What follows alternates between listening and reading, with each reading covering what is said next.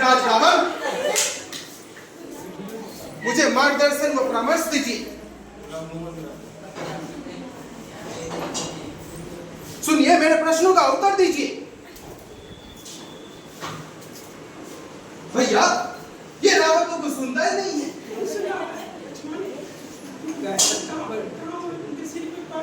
वो मर रहा था तो मैंने सोचा उसके कान के पास बोलूं ताकि उसे सुनाई दे।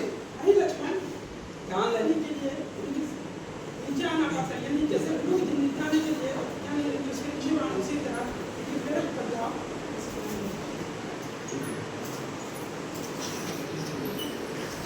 हे लंकाधिराज रावण, मुझे परामर्श व मार्गदर्शन दे।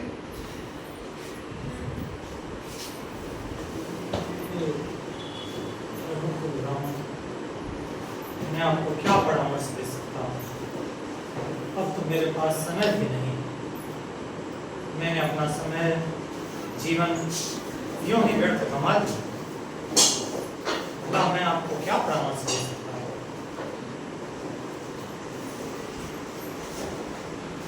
फिर भी उन समय में मैं कुछ कह सकता हूँ वह मैं आपको कहना चाहता हूँ।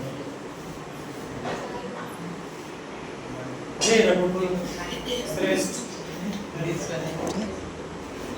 जब सुपर्णखा मेरे पास आई तो मैं अत्यंत व्यथित हो गया। मैं अपना विवेक खो चुका था। जो पहला विचार मेरे समक्ष आया कि मैं सीता का हरण कर दूं, मैंने उस भाव आवेश में आकर वह कार्य किया।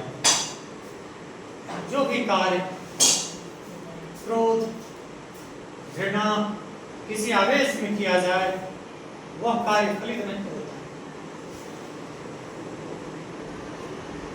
जब भी कोई कार्य करना हो, अशुभ कार्य हो, तो उसे स्थगित कर दें, उसे कल पर टाल दें। जो भी जीवन में शुभ हो उसे तुरंत करें, उसमें विलंब ना करें। मैंने अपना जीवन अहंकार में बिताया है। अहंकार मनुष्य को नष्ट करता है। हे रघुकुल श्रेष्ठ, मैं आपको यही कह सकता हूं, अहंकार मनुष्य को नष्ट करता है। मैंने भी उसी भाव आवेश में आकर सीता का हरण किया। उसी दिन अगर मैं यह पूछता कि तुम्हारी यह दशा कैसे हुई सुपर्णखा, तब मैं उस विवेक तक पहुंच सकता था। परंतु हे रघुकुल श्रेष्ठ, मैंने उस अहं और घृणा के भाव में सीता का हरण किया। अब मेरे सारे पुत्र और पौत्र मारे जा चुके, पूरा लंका सुनसान पड़ा। इस अंत समय में पूरी मनुष्यता से यही मेरा संदेश है, अपने विवेक को स्थिर रखें। जो भी शुभ कार्य हो उसे तुरंत फलित करें, अशुभ को टालें। उसे करने में जल्दबाजी न दिखाएं। जो भी शुभ ना हो उसे स्थगित कर दीजिए।